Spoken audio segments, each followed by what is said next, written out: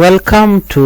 Nuer Language School. Today we are going to learn about Nuer alphabetical order. And wale banangij ka Nuer alphabet biya kamal ka Nuer Language School. Mi jira majidid gwasame jan shanga nyam kaji gor jan o jen dere subscribe dere channel dere je support banwe kangi jandana de ko right ke kwide en wale kangi je banangij ka kan bani tognat a kenti tit nen konketi Nuer alphabet a Nuer alphabet chaka da kadi shop karaoke kadiok manyam ka kan Nuer alphabet ngai konketin chal ka bani tognat rode en bani tognat chaka nyom da ka te ka bani shek jodien ka bani yuali kare bani atinen konketi chal ka bani kandial baga shu kwen biaga shu link ka kore bano ngich ka Nuer vowel sound ki Nuer vowel letter re bane ki extended letter ki extended vowel bana ko je ka jengi jamani kana je to ka manyam kenyam ba kwen bi gor enono ban je chu tik to ka manyam a e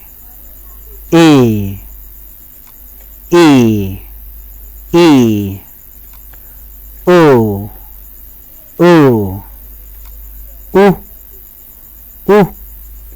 a e I o u a e I o u wa ya ba pa ma wa ya ba pa ma wa ya ba pa ma na nga nya ra na nga nya ra na nga nya ra da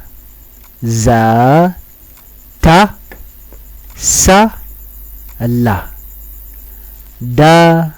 za ta sa la da za ta sa la ka ga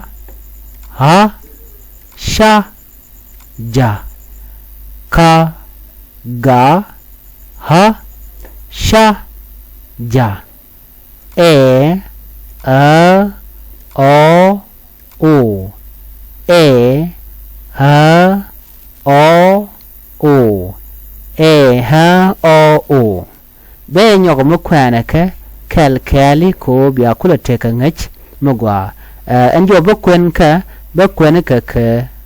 war ke speed banje chutok kamanyam anonon a e I o hu a e I o hu wa ya ba pa ma na no nga nyara da za ta sala ka ga ha shaja e ha o u no kadi channeling ti kenten chalke e bane tognat ki Nuer alphabet kanetini bane example ken bane kenen mugorano dera dwor dera jogor bane wakel manyama me a dene dwor gorchet ka kak bane we kamera no mone kak rewdo gwasa me dere we bir mi jograne bir enono dere lar no bir neme dere dit dere gor neme u dere cook dere gor cook mu ko dwor chale cook neme ewu dere tung dere gor enono mi tung gor u dere ben ka wa dere wang dere gor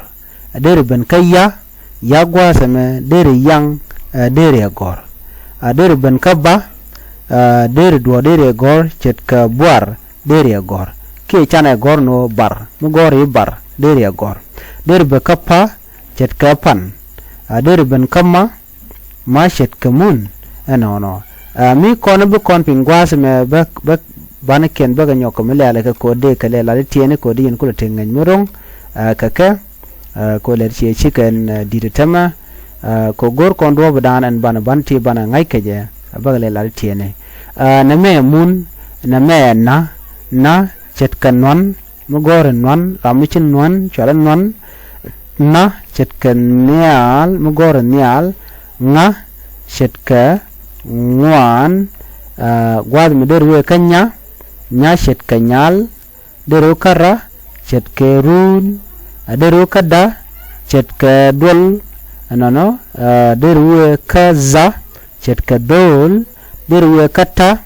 chet ke tut mugor tut deru we kasa chet ke tokki tok deru we kala chet ke lul mugor lul der gor no mi jeni wi kaka dere kun gor mi jeni wi kaga dere gat gor mi jeni wi kaha dere han dere gor mi jeni wi kacha dere chwech dere gor mi jeni wi kaja dere jang ke jwet dere gor chit ka jwet chana jwet gor dere gor no mi jeni nyaw ben go dere dere jek dere kel gor mi jeni wi kaha dere kan dere gor mi jeni wi ka o dere kon dere gor mi jeni wi ka o dere tong dere ka gor no titi ka de ran ro da ka vakatin ko dere ka ngach ba ka le laritot ko biya ka kulnen kan dial gwakel no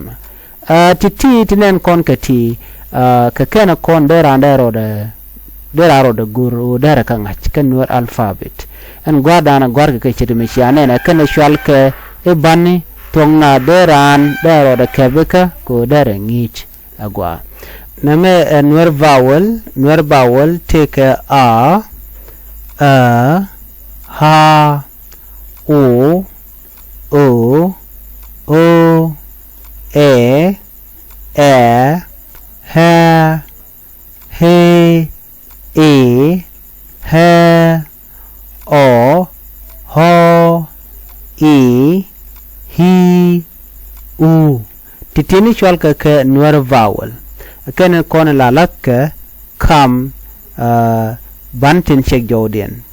ban yu chongon gwasame bi gorno bi nyane ko ken ko chujo pero jono jin bi subscribe kan language school na biata kamal bana je kamiro dien miti ka te gore pin gwasamo biata mal